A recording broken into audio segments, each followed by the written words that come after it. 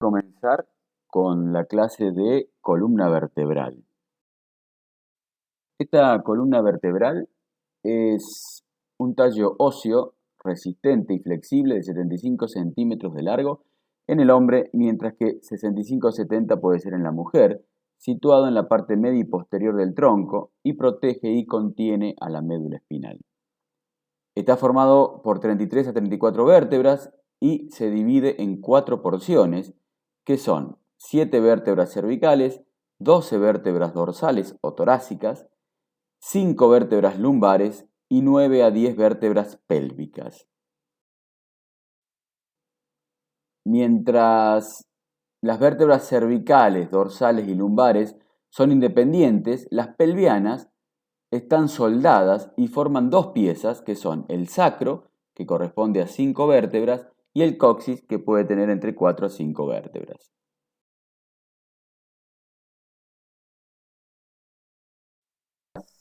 Vértebras van a tener partes y todas esas partes unas particularidades y de eso lo va a diferenciar de las vértebras cervicales, dorsales y lumbares.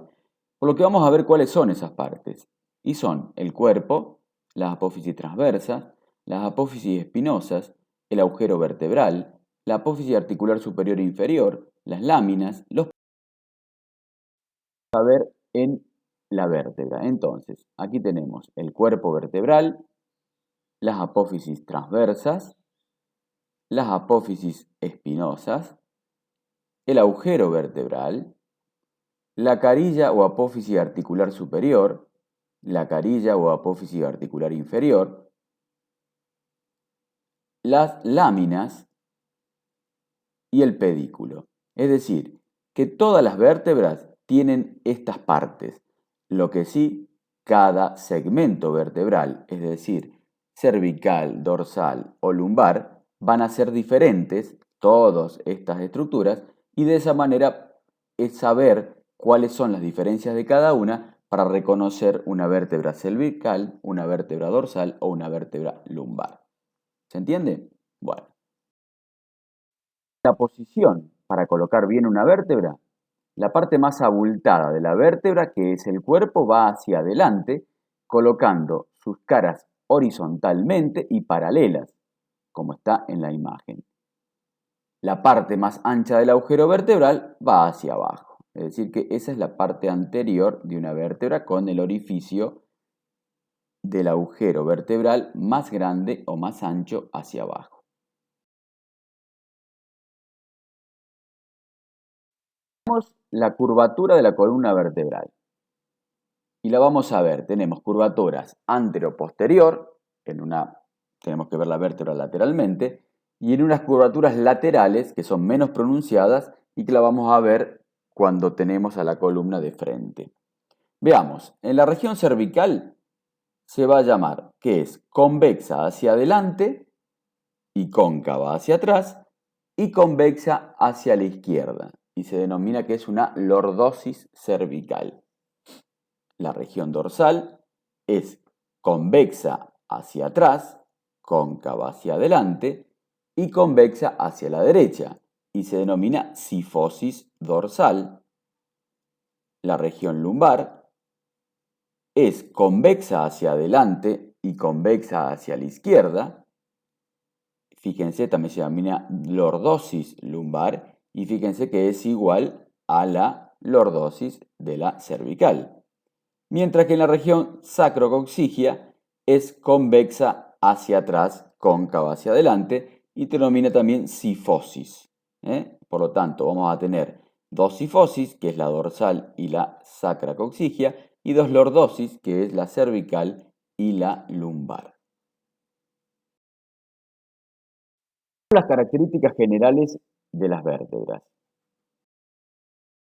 El cuerpo de las tres tipos de vértebras, es decir, dorsales, lumbares y cervicales, y de esta manera la vamos a poder diferenciar a estos tres tipos de vértebras a través del cuerpo. Y veamos, el cuerpo de una vértebra cervical tiene forma de un poroto alargado transversalmente y en su cara superior y lateralmente se ven dos eminencias llamadas ganchos o apófisis semilunares, mientras que en las caras inferiores y lateralmente presenta dos escotaduras que son precisamente para la vértebra inferior que pueda articularse con la vértebra superior. Esas escotaduras sirven para las apófisis semilunares de la vértebra siguiente. El cuerpo de la vértebra dorsal es redondeado y en la parte posterior presenta dos caras laterales, en sus caras laterales, dos semiceldillas articulares superiores e inferior, que es para la cabeza de las costillas. Es decir, que todo cuerpo vertebral que ustedes vean que tiene una carilla articular es una vértebra dorsal. Por último, tenemos el cuerpo de la vértebra lumbar, que es un cuerpo voluminoso, reniforme y robusto. Entonces, a través del cuerpo, uno puede diferenciar cómo son las vértebras, por ejemplo, dorsal, lumbar o cervical. Con respecto a las apófisis transversas, las vértebras cervicales son bituberculadas y presentan el agujero transverso, por donde pasa la arteria vena vertebral y el nervio de François-Franz.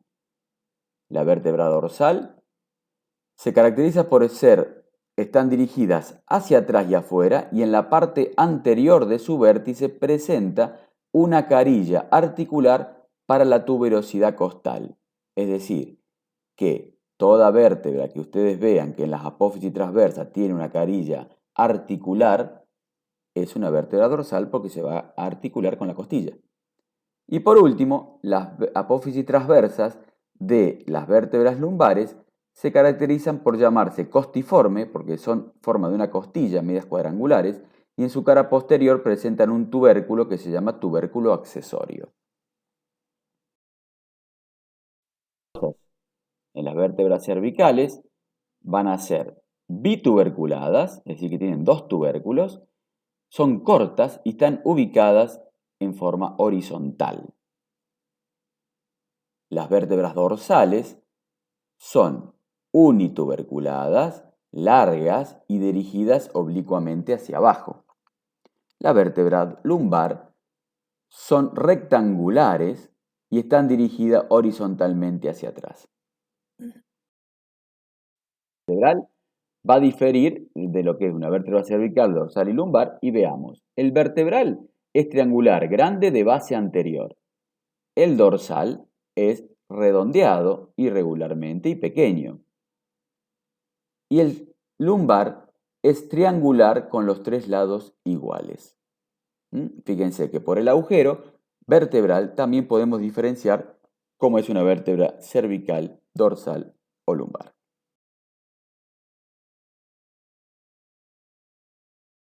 Las carillas articulares, tenemos que las carillas articulares superiores de las cervicales miran hacia atrás y arriba y las inferiores en forma opuesta, hacia abajo y adelante. Las vértebras dorsales, las carillas articulares superiores, miran hacia atrás y afuera, mientras que las inferiores miran hacia abajo y adentro. Y las vértebras lumbares, las carillas articulares superiores miran hacia atrás y adentro, mientras que las inferiores miran hacia adelante. Las láminas vamos a tener que son cuadriláteras en las vértebras cervicales, más anchas que altas. Las vértebras dorsales son cuadriláteras, igual de alto que de ancho, y en las lumbares esas láminas son cuadriláteras pero más altas que anchas. Recuerden que la lámina es la estructura que va a unir la apófisis espinosa a la demás estructura de la vértebra. Veamos unas imágenes radiológicas tanto de la zona cervical, dorsal y lumbar. RX cervical de perfil y otra de frente, donde vamos a ver las 7 vértebras. Una es el atlas, la C2 es el axis, la C3, C4, C5, C6 y C7 o prominente, que es el nombre propio que tiene esa vértebra. La otra imagen vamos a ver los cuerpos vertebrales, que son los que están hacia adelante. En esta vamos a ver las apófisis transversas de las vértebras cervicales y también podemos ver esta estructura que está por detrás, es el apófisis espinosa. En esta tomografía 3D, ahí vemos el atlas, el axis, y en esta unión vamos a ver las apófisis semilunares con sus escotaduras para la articulación de esos cuerpos vertebrales de las vértebras cervicales. Las vértebras dorsales tenemos T1, T2, T3, T4, T5, T6, 7, 8, 9, 10, 11 y 12 vértebras dorsales. Acá vamos a ver algunas costillas, ¿sí? Podemos ver también el agujero de conjunción, que era la superposición de los pedículos de las vértebras, donde salen los nervios raquídeos. Y también podemos ver que nada tenga que ver con la columna, pero cuando vean una radiografía de tórax van a ver un aire, una mancha negra debajo del corazón, que es en el abdomen, es la cámara gástrica, que es del estómago. Es decir, siempre hay aire en el estómago, por lo tanto se va a ver esa imagen negrita debajo del diafragma. Una lumbar de frente y perfil, fíjense en la L1 o lumbar 1, L2, L3, L4 y L5 y por debajo está el sacro, ¿sí? Fíjense la lordosis lumbar que tiene, que era cóncava hacia atrás y convexa hacia adelante, la columna lumbar. ¿Qué podemos ver? El hueso ilíaco, que todavía no lo vimos, pero ya lo vamos a estudiar. Podemos ver las apófisis transversas de estas vértebras lumbares y también podemos reconocer aquí las apófisis espinosas, que son cuadriláteras dirigidas hacia atrás, y los agujeros de conjunción, que era la superposición de los pedículos.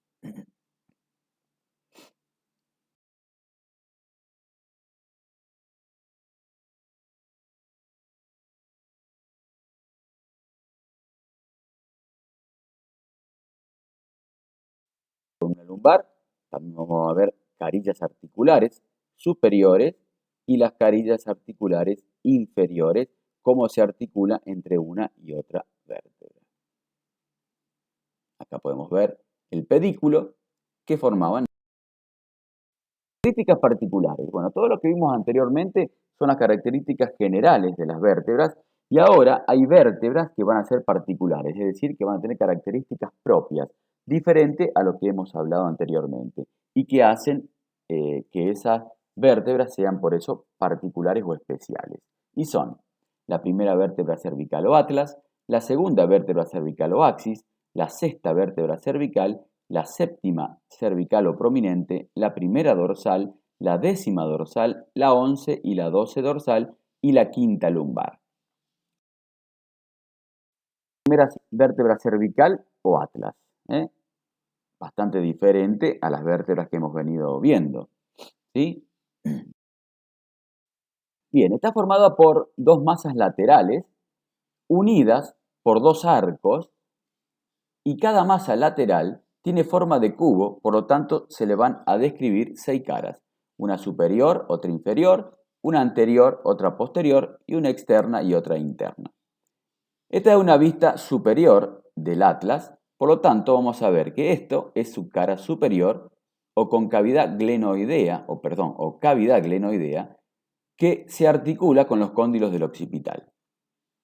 Por su cara anterior, esa masa lateral, se comunica con el arco anterior del atlas. Por su cara posterior, se comunica con el arco posterior del atlas. La cara lateral externa da implantación a la apófisis transversa, es decir, la masa lateral, la cara lateral de la masa lateral, se implanta la apófisis transversa. Y su cara interna va a presentar un tubérculo para la inserción del ligamento transverso. Inferior del atlas, donde se observa una carilla articular oval para el axis.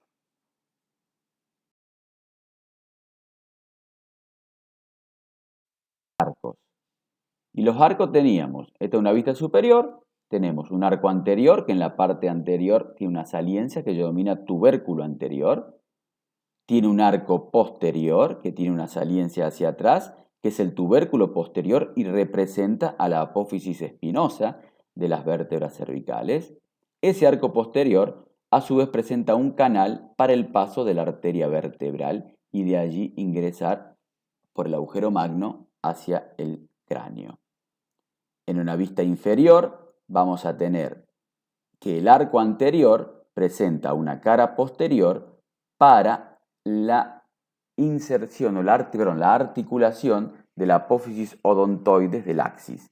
Es decir, que la cara posterior del arco anterior del atlas tiene una carilla articular para que se articule con la apófisis odontoides del axis. Y hacia atrás el arco posterior, que presenta también el tubérculo posterior del atlas, que representa la apófisis espinosa. Las apófisis transversas son unituberculadas, a diferencia de las generales que eran bituberculadas, y presenta el agujero transverso. Pero esta vértebra no tiene cuerpo. La segunda vértebra cervical o axis. Esta es la forma del axis, en todas sus características. Ese axis tenemos una vista anterior del mismo y esta en la vista posterior. Presenta en la parte media el cuerpo del axis. Hacia arriba tenemos el apófisis odontoides o diente, que hacia adelante tiene una carilla articular anterior que se va a articular con la carilla posterior del arco anterior del atlas. Hacia atrás tiene una carilla posterior articular que se va a articular o va a estar relacionado con el ligamento transverso que va de la cara interna de una masa lateral a la cara interna de la otra masa lateral del atlas. A los lados presenta las carillas articulares superiores ovales para la cara inferior de la masa lateral del atlas y por debajo presenta las carillas articulares inferiores que miran al igual que el resto de las vértebras cervicales, es decir, hacia abajo y adelante. Lateralmente presentan las apófisis transversas, que son unituberculadas y presentan el agujero transverso, y hacia atrás la apófisis espinosa, que es bituberculada. Veamos anatomía. Bien, veamos. En estas radiografías de perfil y de frente, la C1 y hacia arriba se va a articular con el occipital y el atlas hacia abajo se va a articular con el axis o C2.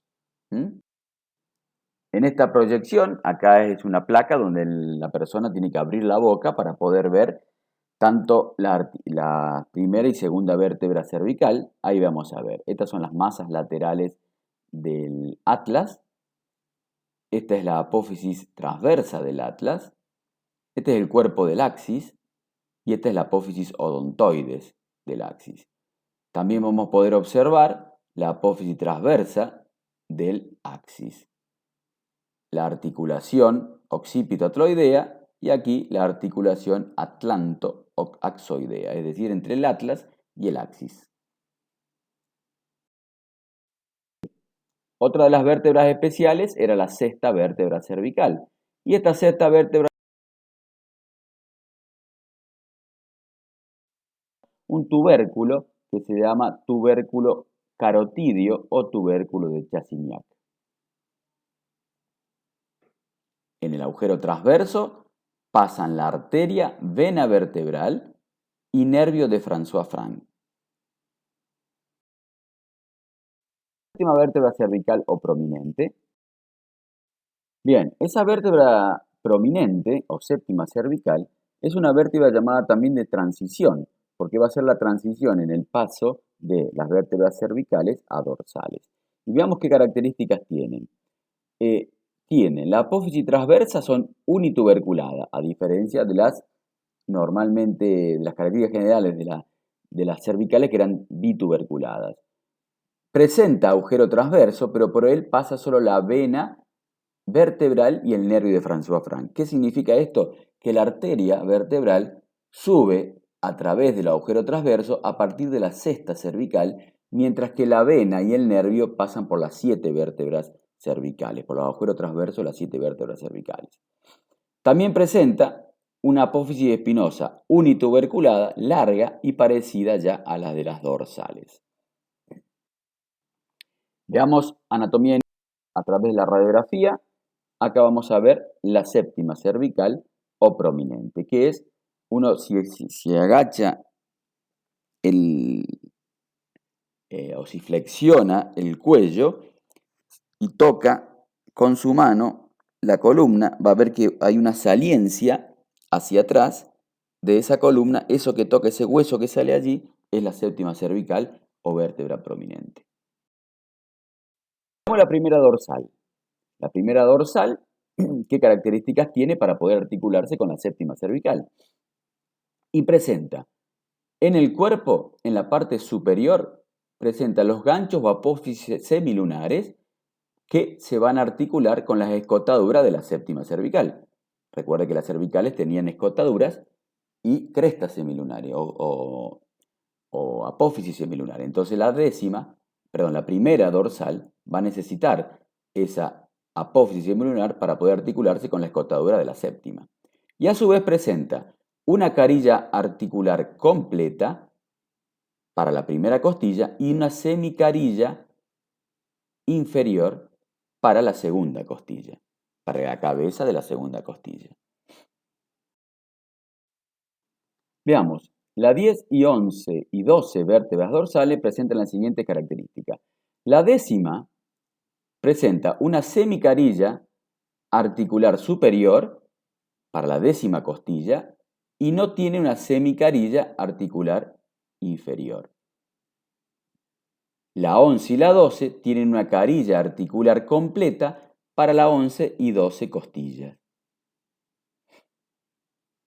A su vez, la 11 y la 12 no presentan las apófisis transversas carillas articulares costales. Recuerden que la 11 y la 12 costillas son las costillas flotantes y ya vamos a ver qué características tienen esas costillas.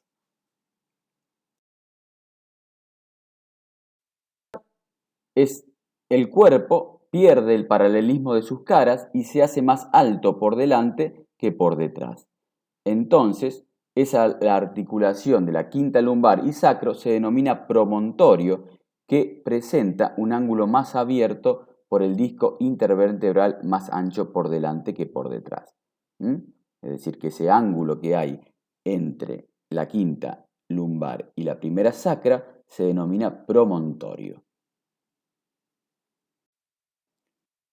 Por imágenes, ahí tenemos L5 y sacro, y ahí vamos a ver el promontorio, ¿sí? Que es la articulación entre L5 y el sacro, o S1 sacro. Veamos el sacro. Las vértebras están soldadas y constituyen un solo hueso, y está situado en la parte media y posterior de la pelvis, forma de pirámide cuadrangular, con 4 caras, una base y un vértice. Las caras son anterior, posterior y laterales. Veamos cómo es la posición normal del sacro. La cara cóncava, que es lisa hacia adelante y está inclinada de manera que la base mire hacia adelante. Es decir, esa es la cara anterior cóncava lisa y la base que mire anterior, como dijimos, cóncava y lisa. ¿Qué vamos a ver? Los agujeros sacros anteriores. Entre ellos se encuentran unas crestas de unión entre las vértebras y vértebras, que se llaman crestas sacras anteriores. Lateralmente tenemos la inserción del músculo piramidal de la pelvis. Anterior vamos a tener la cresta sacra media, que hacia abajo se bifurca en los hiatos sacros y delimitan al orificio inferior del conducto sacro o hiato sacro. Lateralmente presentan los tubérculos sacro-pósteros internos y los tubérculos sacro-pósteros externos. Entre ambos, queda delimitado los canales sacros que contienen a los agujeros sacros posteriores. En la cresta sacra media se va a insertar el glúteo mayor, músculo glúteo mayor. Y en los tubérculos sacro postero-externos se inserta el glúteo mayor también. La lateral tiene forma triangular y se la divide en un segmento superior y otro inferior. El superior tiene la carilla articular con el coxal, llamado auricular. Y el inferior es un segmento irregular. Veamos la base del sacro. Presenta las apófisis articulares superiores de la primera vértebra sacra, el cuerpo de la primera vértebra sacra y lateralmente los alerones del sacro. Por detrás del cuerpo vamos a ver el orificio superior del conducto sacro. Está formado hacia adelante por una carilla elíptica alargada transversalmente para el coxis y allí hacia atrás para el hiato sacro. Esa es la cara anterior, esa es la carilla elíptica alargada transversalmente para la articulación con el coxis y hacia atrás, es decir, la cara posterior, presenta el hiato sacro. El coxis, que tiene forma triangular, con vértice inferior, base superior y presenta dos caras y dos bordes. Tiene la formación por 4 a 5 vértebras atróficas. Ahí lo vemos, la característica que tiene anteriormente. Es cóncavo y presenta crestas transversales. Y en la cara posterior tiene crestas transversales también. Son crestas transversales anteriores y crestas transversales posteriores. Los bordes laterales son irregulares y presentan inserción de los músculos isquiocoxígeos. Hacia arriba, la base presenta en la parte media una carilla elíptica que es para la articulación con el sacro. Lateralmente presenta las astas del coxis que ayudan también a la articulación con ese hueso. Veamos anatómicamente cómo es en una radiografía. Estructuras, ahí tenemos al sacro, que se articula hacia arriba con L5, y tenemos lateralmente los alerones del sacro, los cuerpos de las vértebras sacras, todas que están fusionadas, los agujeros sacros anteriores, y el hueso ilíaco con el cual se va a articular el sacro. Entre ambos, la articulación sacro-ilíaca. Hacia abajo del sacro, el coxis. Vamos a ver esto que no tiene nada que ver con el sacro, pero para que vayamos viendo, es la escotadura ciática mayor y esta saliencia es la espina ciática. Hacia adelante, el pubis. Estructuras estas del hueso ilíaco. Bueno, muy bien, y de esta manera terminamos con los huesos de la columna vertebral, el sacro y el coxis. Muchas gracias por tu atención.